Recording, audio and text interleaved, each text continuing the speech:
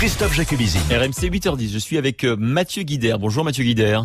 Bonjour. Vous êtes professeur des universités, auteur des Nouveaux terroristes aux éditions Autrement.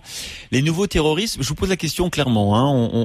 Le débat politique enfle en France sur l'appartenance à l'extrême droite ou en tout cas au parti populiste de ce tueur norvégien qui a massacré 80 de ses compatriotes au nom justement de de l'anti-social-démocratie et de l'anti-islam. Il voulait donner une leçon en fait à son pays qui selon lui accepte trop d'immigrés et qui est trop généreux avec eux notamment. Alors est-ce que Mathieu Guidère il est représentatif peut-être de nouveaux mouvements terroristes, cette fois-ci d'extrême droite, en Europe?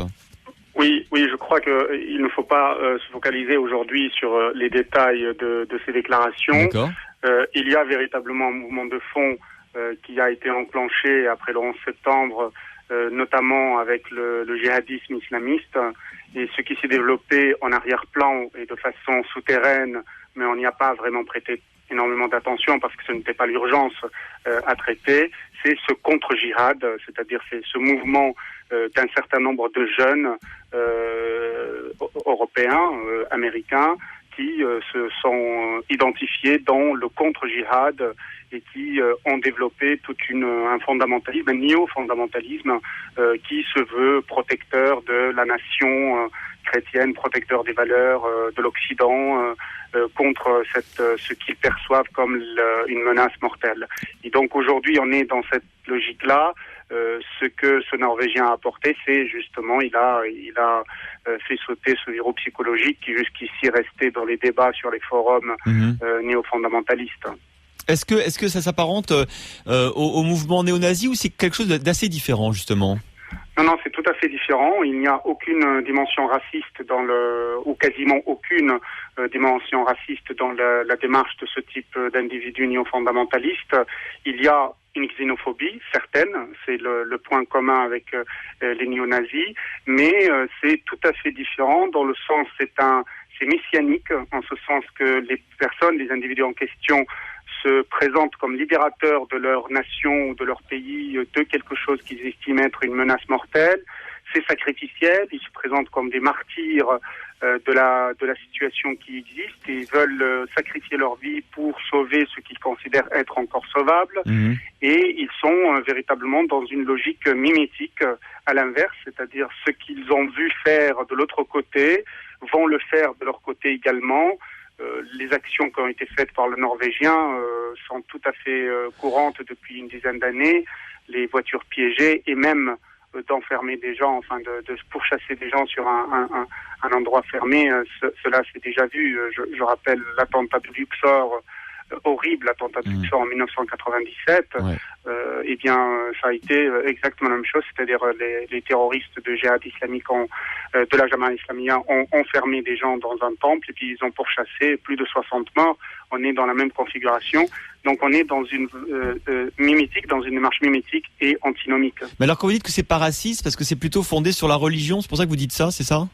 Oui, c'est pas raciste, c'est-à-dire il n'y a pas la dimension de la race. Il n'y a pas cette question de supériorité des blancs sur les noirs, des Européens sur les Arabes, sur les musulmans. Il n'y a pas véritablement cette dimension. Il y a uniquement le caractère d'opposition armée, violente, d'une vision médiévale en fait. Avec une référence aux croisades notamment, vous avez raison. Fondamentale. Il y a une référence fondamentale. Dans les deux fondamentalismes, on trouve cette référence aux croisades avec d'un côté des djihadistes, de l'autre des templiers, ou ce qui se perçoivent comme des templiers, sauveurs de la chrétienté.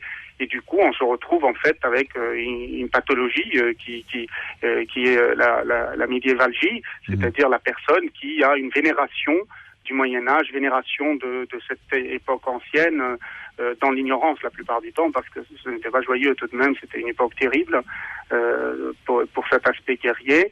Et donc, on est dans cet anachronisme de notre temps où les personnes vont vivre avec les outils de notre temps technologique, leurs outils de progrès, mais en même temps avec une mentalité, une approche du monde qui relève d'il y a plusieurs siècles. Mais Mathieu Guidère, ils sont nombreux ces gens-là. Dans quel pays sont-ils? On a une idée à peu près de quelle population ça représente? Oui, on a une petite, enfin, on est dans les mêmes, un peu moins que les chiffres pour le djihadisme islamiste, c'est-à-dire véritablement une toute petite minorité, non organisée dans des groupuscules ni dans des groupes. Il n'y a pas d'organisation véritablement. Ce sont des individus qui se comptent par centaines dans chaque pays environ, mais qui ne sont pas tous des terroristes et qui sont parfois dans une démarche néo-fondamentaliste radicale. Mais la différence, c'est le passage à l'acte ou non. Et ce passage à l'acte, est-ce qu'il est contre les concitoyens ou non? C'est là la différence majeure. Alors, cet individu est un terroriste parce qu'il est passé, il n'est plus dans le fondamentalisme, il est passé de l'autre côté. Alors j'imagine que les services secrets maintenant vont être beaucoup plus attentifs aux agissements de ces individus. D'ailleurs, on a appris hier soir que Anders Breivik, le Norvégien, avait fait l'objet d'un signalement aux services de sécurité. C'est la police qui l'avait signalé aux services secrets norvégiens en mars sur un renseignement faisant état d'un achat modique dans une entreprise polonaise de produits chimiques.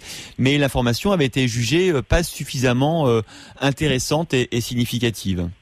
Oui, bien sûr, parce que vous savez, au cours des 10 dernières années, les services de renseignement de sécurité ont été tellement occupés à traiter la menace la plus imminente, la plus urgente, que effectivement ce type de menace est passé un peu au second plan, mais cela ne veut pas dire qu'on s'en est pas occupé. Il y a des gens qui travaillent là-dessus.